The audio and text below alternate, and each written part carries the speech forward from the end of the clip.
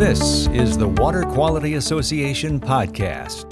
And I've just progressively been more and more involved in the industry. I've done everything from salt routes, changing filters under sinks. And it's very exciting, and it's so gratifying when you can help somebody improve their life by cleaning their water.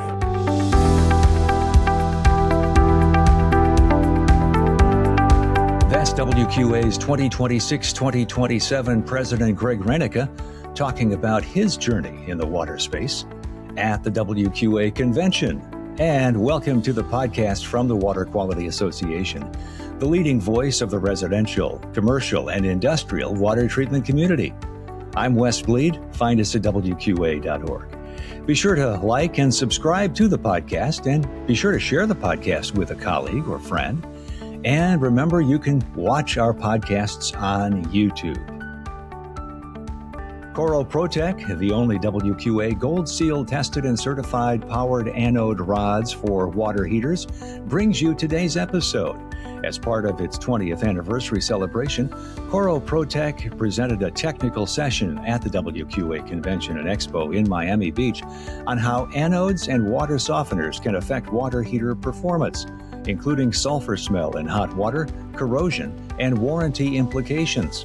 Click the link in the episode notes to request a replay for yourself or a colleague. In this episode, WQA's Marketing and Communications Associate Director, Susan Keaton, sits down with Greg Reyneke at the WQA Convention and Expo.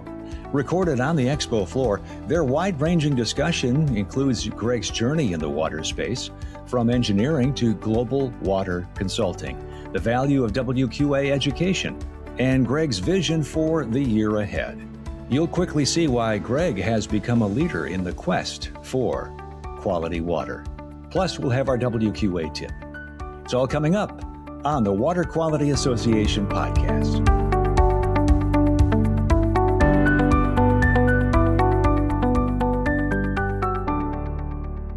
Oh, hello, everybody. I am Susan Keaton. I'm with WQA, and I'm here with our brand new president, Greg Reyneke.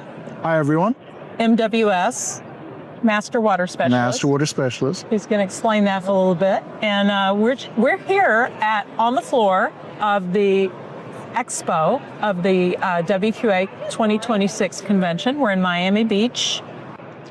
It's a great show. It is. I'm impressed with the turnout. The exhibits are all spectacular. I've really enjoyed seeing all of the exhibitors and sponsors really step up their game. Yeah. And it's really fun to see so many people so excited about good water. Yeah. It's been an invigorating event. It is. And it's you can probably hear the buzz around us. It's very noisy. It's very lively. We've been open for an hour or so, and people are still pouring in, and it seems really great. Yesterday was a great day. Education. We had a lot of good education, and you had a great session. Yeah, we had a fun session. It was about AI. Everybody knows AI is artificial intelligence, but we really talk about it as assistive intelligence, using digital tools to assist humans to do a better job. And so we had a great time with a very experienced manufacturer, Mike Baird, and a dealer who's been very, very immersed in the AI world for the last couple of years, and that's Drew Wilson. And it was a really fun discussion. The three of us got to talk about how we can leverage technology in our lives to bring more water to more people, more affordably, more effectively, and have better human relationships. Yeah. It was a great session. It was a really great session. I saw a lot of people really scribbling the notes down and learning things they could do in their system, in their own businesses, and everything. So we're going to talk about that because I told you we were going to start from the beginning with you. Okay. Instead of, we jumped into the show instead. But you are a consultant, and but how did you get there? So where did you start? And I don't think we need to go back to the 17th century. Oh, but, that's my favorite part of the story. I know, but you're from South Africa. Yes, right? I'm from South Africa. I'm a real African. My family's lived in Africa for more than 400 years. I'm very grateful to live in America. I tell people I was born in Africa, but I was made in America. because America is the place that gave me the opportunity to build a new life with my family. So I'm very passionate about this country. I love this country. I didn't aspire to be in water treatment. It wasn't something I grew up hoping to be. I never thought, gee, I want to play with filters. But my family has always been very technical. My father was a dual discipline engineer, electrical, mechanical. And I went down that path. Once I was done with my military service, I looked at electrical engineering, working in controls. And I was hired here in the States by a company that wanted help with controls for their water softeners. Within a very short period of time, I realized that I really liked what they were doing with water softeners and with water, and the water bug bit. That was 30 years ago. Oh, wow. And I've just progressively been more and more involved in the industry. I've done everything from salt routes, changing filters under sinks, selling systems in people's homes, and then all the way up to designing massive infrastructure, drilling wells in the desert in the Middle East, and just having lots of fun treating all kinds of weird water all over the world. And the weirder it gets, the more excited I get, because our industry has the technologies to treat it. And it's very exciting, and it's so gratifying when you can help somebody improve their life by cleaning their water. It's a very rewarding industry. And my beautiful wife, she's my business partner in one of our businesses, and I have 4 awesome children that are in one of our businesses with us. And so it's now become our family legacy. So we're now a water family. That's great. We're glad to have you. I love it. But you started off as an engineer. I did, yes. And you were trying to solve problems, right? Yeah. And so it kind of it's a natural fit, right? Yeah, right. Yeah. Interesting. So you came up with some automated systems early on. Yeah, I've done some interesting things with automated controls, with salt recovery systems, ultrasonic measuring in brine tanks for whether the salt was there or not, and ways to remotely connect systems through the outdated technology. Back then it was modern. It was using modems to dial up on the internet. Yeah, that's a long time ago. It's very outdated back then, but it was cool 30 years ago. And so a lot of fun experiences with those designs, and of course lots of spectacular failures along the way. But the beautiful thing about America is you fail your way forward, and every failure leads to another success at another time. Yeah. As an engineer, you're kind of one of those people who likes to. What was it you said about engineering that you like?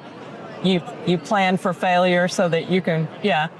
You always anticipate failure. We contingency plan everything. So everything I do, I always have primary, alternate, contingency, and emergency plans. Yeah. It just makes life go smoother. Yeah. And so you're a consultant. Yes. A lot of. Okay, that's a lot of your business. Yeah. So I split my life really between consulting on one side and then working with my family on the other side. Okay. So the consulting business, we work on the business of water and then the technology of water. So all aspects of exploring, understanding, validating, vetting, prototyping new technologies, existing technologies, and then also the business of helping businesses take those technologies and commercialize them, bring them to market. A lot of work bringing U.S. products into foreign markets, foreign products into U.S. markets, mergers, acquisitions, anything around the business of water quality improvement and management. That's what I do in my day-to-day. One of my customers is my wife's business. Okay. I'm her advisor. And her business is Did she take your advice, though? She is smarter than me, but she listens to me, so it's great. She has a vertically integrated OEM business with dealerships. Okay. And so we design, develop, market, manufacture, assemble water treatment products. And then in the direct-to-consumer business, we work directly with homeowners and businesses in helping them improve their water for their home or for their business, and making sure that we're managing every part of the interaction. So it gives me a lot of experience, and it gives me a lot of things to see in the industry, which I feel very blessed that I've been able to see so much. Yeah. So the business on the consulting side is invigorating because every day is a new challenge. The business on the dealer side is invigorating because You have these relationships with resellers, plumbers, builders, groundwater professionals, water quality improvement dealers that are growing and evolving and are now multi-generational. And then you have relationships with homeowners where people trust you with the water that they feed to their children. They trust you with the water they give to their pets. They trust you with the water that they bathe in, they play in. Yeah. It's very fun industry to be in. And every aspect of it is just stimulated. Yeah, that's great. And you talked about that a little bit in your speech yesterday. You talked about how the impact of water and what our members do every day is important and it's vital to people's lives. It really is. And WQA members are the upper echelon. They're the cream, because it's not hard to get into business. America is not a highly regulated country. The water treatment industry is not highly regulated, and rightfully so. And so it's very easy to get into the business, but it's not easy to be good at the business. And that's where the WQA is such a valuable asset to help people be good at the business of water treatment, both technically, ethically, and professionally. Yeah. So how did you get involved in the WQA and how did that start? The WQA, I was introduced to the WQA early on in my career, and I didn't think it was for me. Okay. It was kind of interesting. I went to a show. I was unimpressed by what I saw. This was in the early 90s. And I thought, okay, I don't need these guys. And then Chubb Michaud, my mentor. He was just here talking He was just here at the booth talking to us. And he said to me, you know what? WQA has this new lady they hired. You'll like her. And she needs help with some of her education sessions. Her name's Tanya. Oh, okay. And she needs some classes taught. Would you mind teaching some classes? All right. And I met Tanya, and it was all done after that. Okay. Because I realized there was a level of professionalism at WQA that hadn't been there before. And you're talking about Tanya Lubner. Tanya Lubner, Director of Training and Professional Certification. Correct. So I blame Tanya for all of this. Okay. But well, really, Chubb Michaud. Yeah. And so she asked me to help teach some classes. I was excited to teach classes because I've had good people teach me like Chubb, and I thought it was great to be able to give back. And so I taught some classes, and then teaching classes led to participating in a committee, then it led to chairing a committee, then it led to chairing another committee, and then task forces, and then I was teaching classes again, and then suddenly I was on the board of directors, and then the board of governors, and now I'm here. And here you are. Yeah. Yeah. So it's been a fun ride. For us. We'll have to thank Tanya for that. Oh, for sure. Why do you think education is so important? It's the crux of everything. A true professional understands why they do things. A true professional wants to help their customer with a permanent solution, not a temporary fix. And in the water industry, we have a lot of very robust technologies that are failure tolerant. They tolerate poor practitioners. You can slap a water softener in and it'll kind of sort of mostly work, but it takes somebody who has requisite skills to make it work well, work it efficiently, make sure that you're not leaving salt residue behind, make sure that you're cognizant of your discharge, and make sure that you're doing a good thing by putting this product in somebody's home. And that requires education. And WQA's education really motivated me because I saw the program they were putting together, and it was really simple. Create a non-denominational educational system that anybody who buys from any vendor can understand the principles and the engineering concepts behind why things work, and then how to deploy the best available technologies, regardless of who you buy from. Yeah. Because science is science. Science doesn't rely on branding. Right, right. And that's a message we try to get out a lot too, is that, relying on science, proven methods for doing things, acting with integrity, acting with knowledge, and skills and professionalism. And integrity is a good word to mention, because the WQA Code of Ethics is something that I take a lot of pride in. Our businesses that are involved directly with consumers and resellers, our reseller business, for example, you can't be one of our dealers unless you commit to the WQA Code of Ethics. It's just not even allowed. And employees are trained to meet and exceed the WQA Code of Ethics because the principles that the Code of Ethics espouses are simple. It's honesty, transparency, and ethical integrity. Who doesn't want to be that? And so that's why, to me, when you join the WQA and you commit to live to a higher standard of ethics, you're doing a great service to yourself and to the customers that you serve. Yeah. I think it's interesting that it kind of reminds me of when Judd Larned was president, because he had feet in both ends of the business, and you do too. Yeah, for sure. Involved with manufacturing and all that, and also with dealerships. So yeah, I think it's a nice mix for a president. It's helpful. It gives you a lot of insight, and it helps me understand, for example, in a board meeting where we have representatives who are manufacturers, representatives who are dealers, they each have their own lens, their own needs, wants, and desires, and it gives me the ability to sometimes translate when a manufacturer has a particular stated goal and a dealer might misinterpret that. So it's nice to be able to be well-versed in both sides of the equation. Yeah. And then the consulting allows me to get to meet and know a lot of people. So it's really fun here on the show floor, having so many friends in the industry and having so many people that how good they are. And even competitors, even people who are doing their best to take business away from each other, they're still friends.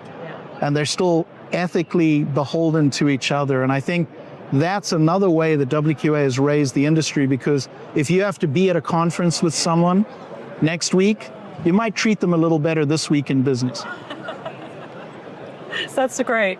And I think this particular convention has been great as far as that goes. And we got a reception tonight. That's always fun. After the first day of the show floor. But it's just, I'm looking around me now, and it's noisy, it's busy, it's happy. I like that. Yeah. It's what we need. And it's good to see so many people coming in, experiencing the show floor. And then there's a lot of new things that are going on the show floor. We've got more vendor exhibits that are more interactive. I'm enjoying the old days of somebody sitting behind a table waiting for people to come to their booth. It's more fun seeing vendors that are excited to interact with the people in their booths, more digital participation, using the app. The app is awesome. Yeah. Kudos to Angie on getting that app. I've been so impressed with how easy it is to connect with people and how easy it is to set up appointments. It's just been great. Yeah, it's been great. It's been really interesting and it's fun. And it's just the ability for our exhibitors to scan a badge and get all kinds of information about people, and send them information they're asking for, connect them to the right people. And it's been really awesome. Yeah, it's been great. Yeah.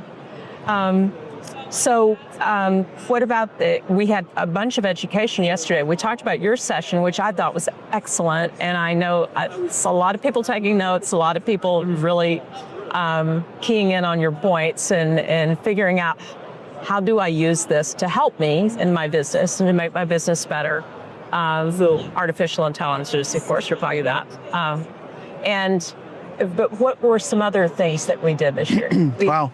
There have been some really good classes. Everything from how to use point of entry cartridge-based filters, which when we consider where the regulatory scape is going in the water treatment industry, where we're looking at with water discharge, the days of putting in a lot of big backwashing filters are numbered. We've got to be a little more careful with our backwashing filters so that we minimize our water flow impact. So having access to whole house cartridge filters, there's a number of really good manufacturers here on the floor that have really good point of entry whole house cartridges where you can do more with less water usage. Yeah. So you're not having to discharge as much water to backwash a sand tank. You can use a high capacity cartridge and then capture that. So there was an excellent class on that one. There was a really interesting class given on chloride cleaning and recovery, and how to recover chloride from brine discharge. That's a fascinating topic, and I think we're going to see a lot more of that come to the fore. There are a couple of really good business classes. The nice thing about the educational slate this year and every year really, is we've got a good balance of high-end academic, right, business, entry-level technician, salespeople classes. I mean, there's something for everyone. And the content so far has been excellent. You know, unfortunately, I've had a lot of meetings and haven't been able to go into every single class I wanted to. I've got a few of my friends teaching and I didn't get to go see their classes, but the feedback I heard on the quality and the depth of knowledge on the presentations was excellent. That's great, And Doug Raymer's session this morning that was awesome. on kindness was just spectacular. And I think he underscored a foundational principle of our industry, which is the empathy. We're going into people's homes and we're changing their lives.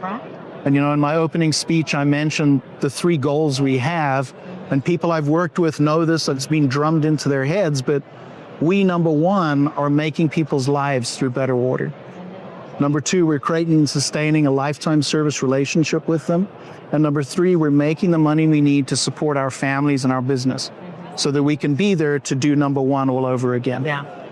And when you see training that emphasizes those principles, and you see people learning that way, and then someone like Doug Raymer ties it together and says, it's about being kind. Be kind. I love that. Be human. Care about other humans. It was a great session because it was easy. I mean, it's easy stuff. It doesn't take a big investment.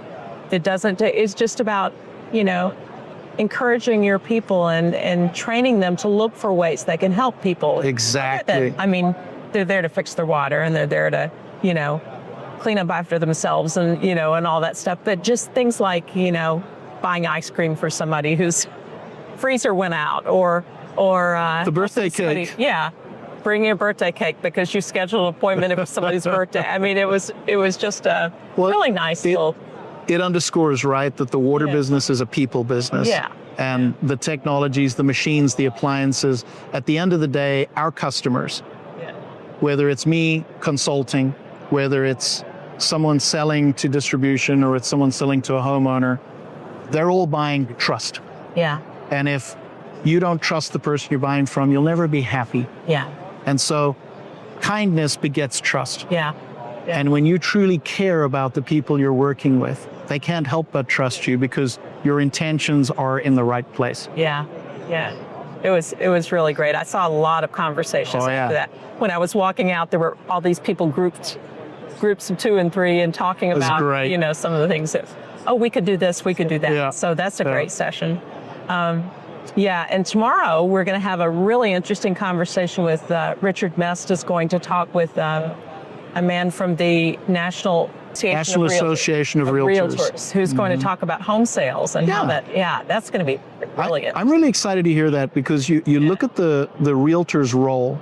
A realtor is there to help get somebody access to the home they want. It's not a house, it's a home. It's a place where they live. And air, water, and living surfaces affect the quality of that home. And if you move into a home and it's a beautiful neighborhood, but the water is not, you're not going to have quality of life. And so a realtor has an incredible responsibility in that home buying transaction. The realtor has the ability to help the prospective homeowner understand, is the water safe? Does it meet federal minimum standards? And then understand what could be done potentially. And a smart realtor, like most of them are, leverages relationships with a local certified water professional. And so they can, just like the realtor when I bought my house, knew exactly who I needed to talk to about roofing and driveways and weeding and gardening and everything else. They need to know who their water person is because everybody needs a water person. I think this is going to be a great session, a good opportunity to learn how to do that. How do we do that? It will be, And so we're talking directly to the realtors about that. So I'm real excited about that one. And we also had a whole track on small systems. Small public water systems. And I think those went over very well. Phenomenally well. And special thanks again to Doug Raymer and DJ Shanahan, Don McGee, all of those people that have been blazing the trail when it comes to small systems adoption. And when you think about it, the cities in the United States and all over the world have a huge responsibility.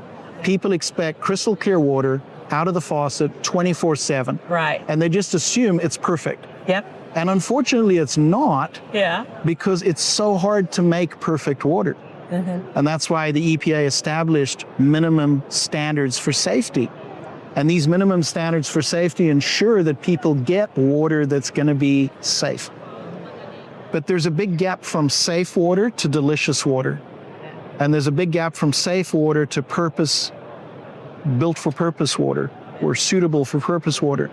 And unfortunately, there's some areas where they don't have a large municipality to serve them. So you have these small community systems where they don't have a lot of money. And now you end up with water that is not at federal minimum safety standards. And it's unsafe. And the community now needs help. They can't build a $300 million treatment plant.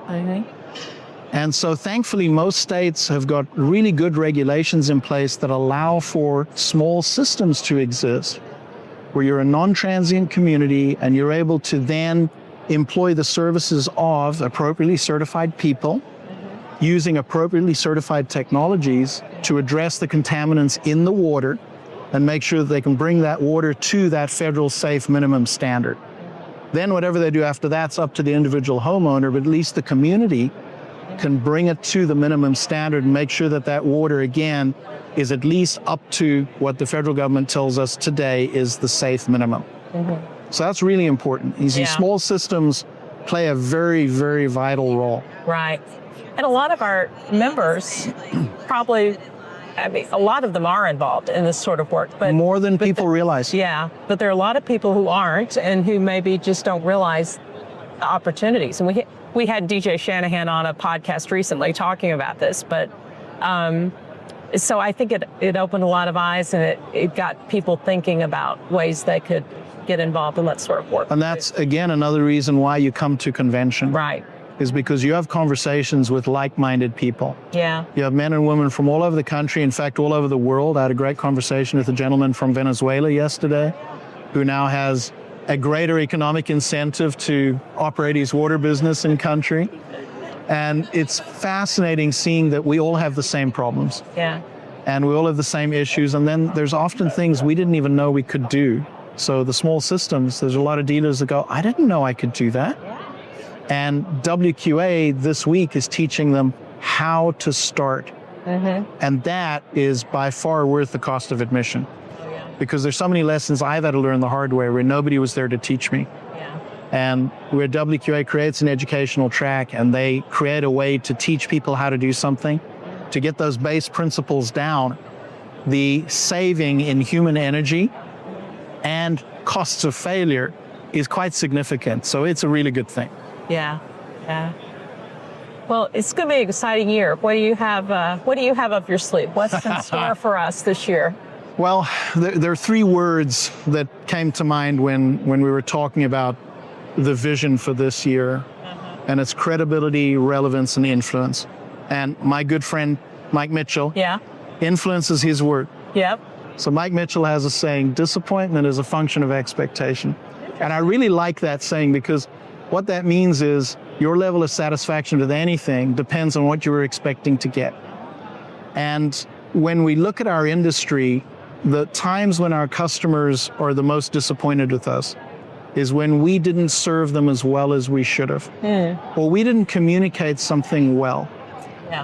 And that's where our credibility comes into play. That's where professional education comes into play. So credibility is something that's a huge deal to me.